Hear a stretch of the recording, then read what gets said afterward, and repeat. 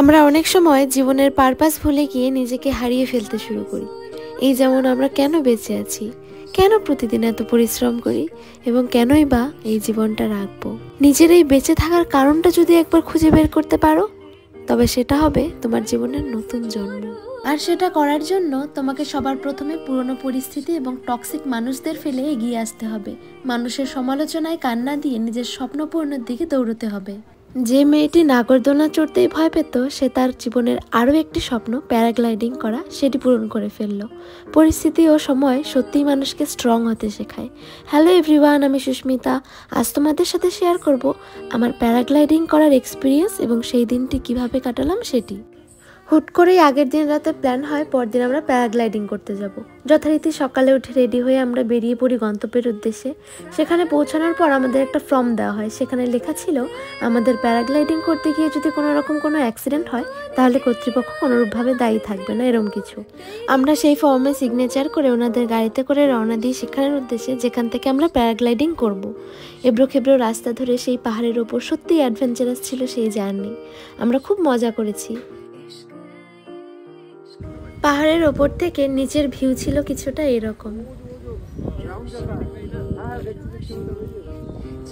তারপর আমাদের একে একে রেডি করানো হয়। আমরা মোট 6 জন গেছিলাম, তার মধ্যে 2 জন প্যারাগ্লাইডিং এর আগের থেকেই এক্সপিরিয়েন্স ছিল জন্য তারা আর করেনি। আমরা মোট 4 জন আজকে প্যারাগ্লাইডিং করছিলাম।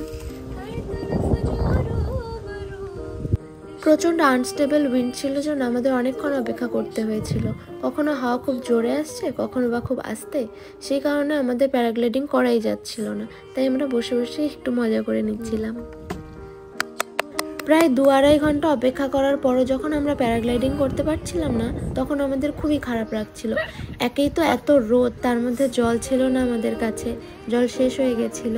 সেই জন্য আমরা খুবই ক্লান্ত হয়ে পড়েছিলাম। তারপর চলে আসে সেই ব্রহ্ম মুহূর্ত, যখন আমি প্যারাগ্লাইডিং করলাম। সত্যি বলতে একটুও ভয় বা টেনশন কিচ্ছু হচ্ছিল না। মনের মধ্যে আলাদাই একটা শান্তি অনুভব হচ্ছিল, যেন জীবনের সব কিছু পেয়ে গেছি। এবার জীবন শেষ হয়ে গেলেও আমার আর কোনো আক্ষেপ থাকবে না।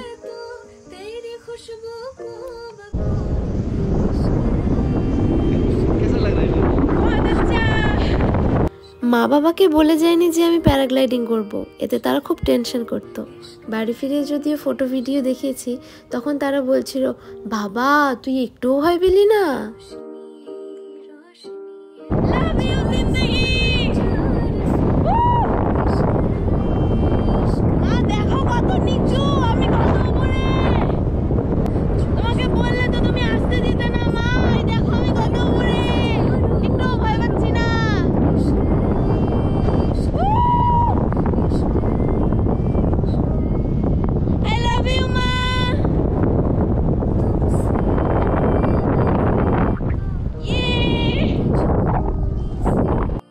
জীবন একটাই বন্ধুরা, নিজের মতন করে বাঁচো, নিজের জন্য বাঁচো।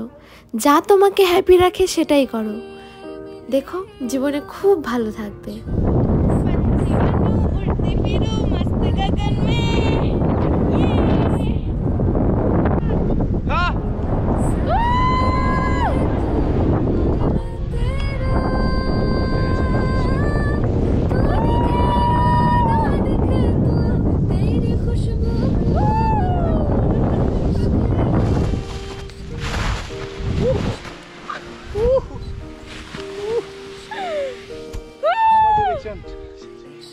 कैसा लगा मैम? बहुत अच्छा लगा।